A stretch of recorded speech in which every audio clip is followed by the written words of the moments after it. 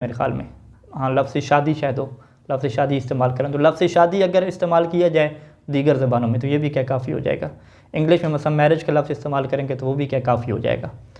یعنی نکاح اور تزویج کے معنی کو لفظ سمجھانے والا ہو عربی کے علاوہ کس بندے کے لیے کافی ہے؟ لغیر المتمکن منہا، کہ جو عربی بولنے کے اوپر کیا قدرت نہیں رکھتا، کہ جو عربی میں کیا ابھی نہیں پڑھ سکتا.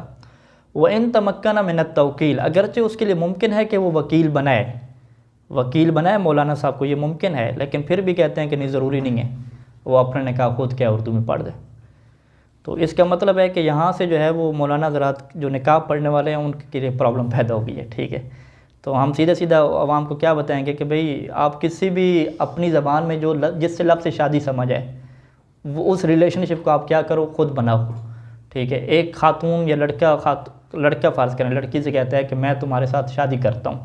ٹھیک ہے، خواہش کا اظہار نہ کرے کہ شادی کرنا چاہتا ہوں، پرپوزل نہیں، سیدھا اس کو ایجاد کرنا کہ میں تمہارے ساتھ شادی کرتا ہوں. لڑکی کہے کہ ٹھیک ہے مجھے قبول ہے، یہ جملے دو، یہ کافی ہو جائیں گے.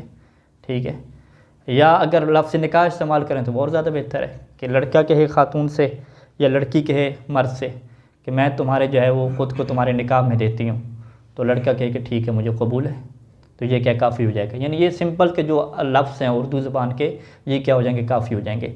باقی آگے شرائط آئیں گی کہ مہر وغیرہ کو معین کر لیں، اور مہر کو معین کرنا نکاح دائم میں کیا ہے ذکر کرنا بھی ضروری نہیں ہوتا. ٹھیک ہے، بڑا ایک شارٹ کٹ کا کیا ہے صیغہ بنتا ہے.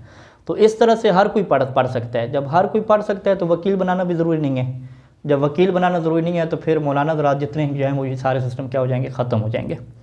تو ایک دفعہ یعنی یاد ہے پرانی بات ہے، تو جامع شیخ طوسی سے درس پڑھ کے نکلے تو میرے ساتھ ایک عراقی دوست تھا، تو اس نے وہ عمامہ نہیں پہنا ہوا تھا، شاید شام کا ٹائم تھا. تو دو عراقی ہے ہمارے پاس، تو اس نے مجھے کہا کہ بھئی مرید ملچا، وہ ملچا لفظ کہتے ہیں بھی نکاح ہم نے پڑھوانا ہے. تو میں نے کہا نکاح پڑھوانا، آپ عراقی ہیں نجفی ہیں، پڑھ لو، اس میں کیا ایشو ہے. ٹھیک ہے، ہمارے چلو پاکستان میں کہیں کہ وہ کہتے ہیں یہ عربی کا ایشو ہے تو عربی میں پڑھوانا، لیکن ان کے لیے بھی عربی میں پڑھوانا ضروری نہیں ہے. احتیاط لازم ہے، یہ عربی میں احتیاط لازم کس کے لیے ہے؟ جو عربی میں پڑھ سکتے ہوں. تو اس عراقی سے میں نے پوچھا بھئی کیوں کہہ رہے ہیں؟ کہتے نہیں یہ ہمارے یہاں رواج ہے کہ خود اپنے نکاح کوئی نہیں پڑھتے، ہمیشہ جو ہے مولانا سے بناتے ہیں.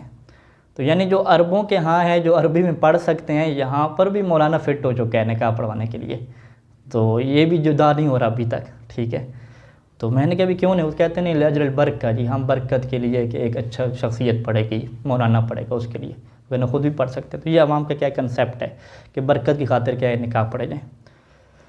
وگرنہ اہل بیت علیہ السلام کے دیکھیں اور نکاح انہوں نے سارے خود پڑھے ہیں. ٹھیک ہے، خود انہوں نے صیغے پڑھتے تھے اور خود کیا ان کا نکاح ہوتا تھا. تو بہرحال خلاصہ کلام کیا ہوا؟ خلاصہ کلام کیا ہوا کہ نکاح کا جو ایجاب اور قبول ہے یہ جو بندے عربی نہیں جانتے ان کے لیے اپنی زبان میں پڑھنا جائز ہے، اور فقط لفظ نکاح اور تزویج کہنا بھی ضروری نہیں ہے. ہر وہ لفظ جو ان کے معاشرے میں اس زبان میں نکاح کے لیے بولا جاتا ہے وہی لفظ کافی ہے. خاتون اس کو کہے کہ میں تمہارے ساتھ نکاح شادی کرنا چاہتی ہوں، وہ لڑکے کے قبول ہے، یہی کافی ہے بس. وکیل بنانا میں کیا ضروری نہیں ہے. الاحوۃ